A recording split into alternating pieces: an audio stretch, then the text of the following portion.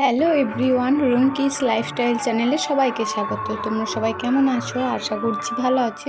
তো এই জায়গাটা দেখে অনেকেই চিনতে পেরে গিয়েছো যে এটা ভীমগড়ের ইস্কন মন্দির। তো চলো তোমাদের সাথে শেয়ার করছি, পুরো ভিডিওটা দেখবে শেষ পর্যন্ত।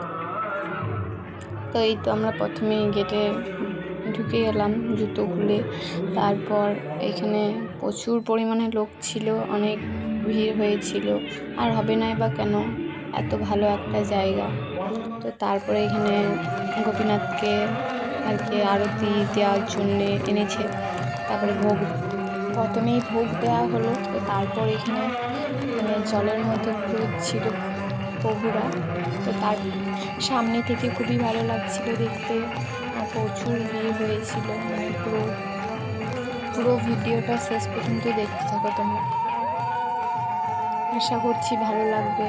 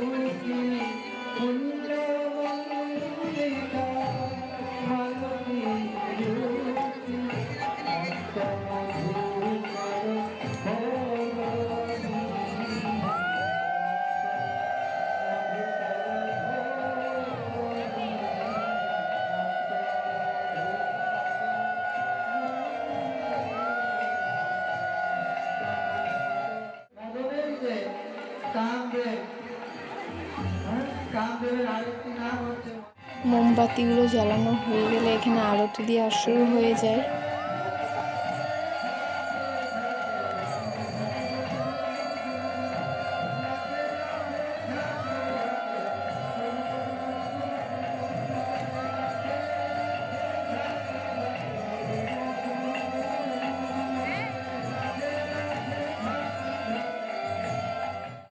এখানে প্রভুরা ফুল ছড়িয়ে খুবই আনন্দ করছিল, ভীষণ ভালো লাগছিল দেখতে এই মুহূর্তটা।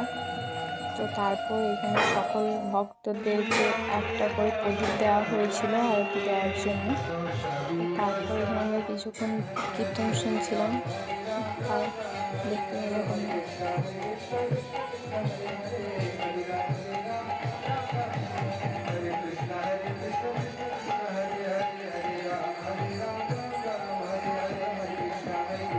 এখানে কীর্তন হচ্ছে আর সাইডে অনেকে নৃত্য করছিল। তারপর আমরা ইস্কনের ভেতরে যেই দোকানগুলো পড়েছে সেগুলো একটু ঘুরে দেখে নিই। এখানে অনেক কিছুই পাওয়া যাচ্ছিল, গোপাল ঠাকুরের ড্রেস বা গোপী ড্রেস, এইসবগুলো আরও অনেক কিছুই ছিল। তারপরে এখানে একটা দোকান বসেছে, গোপীনাথকে যদি কেউ পুজো দিতে চায় এদের কাছ থেকে নিয়ে দিতে পারো। তো তারপর আমরা বাড়ি আসার পথে বেরোই, তো তখন দেখি যে প্রোগ্রাম করতে আরও অনেকে এসেছে। তো একটা ডান্স দেখে তারপরেই বাড়ি চলে আসি, অনেক রাত হয়েছে। আজকের মতো এই পর্যন্তই, দেখা হচ্ছে আবার কোনো ভিডিওতে। টাটা, সকলেই ভালো থেকো। আবারও যাওয়ার আগে হরে কৃষ্ণ বলতে ভুলো না।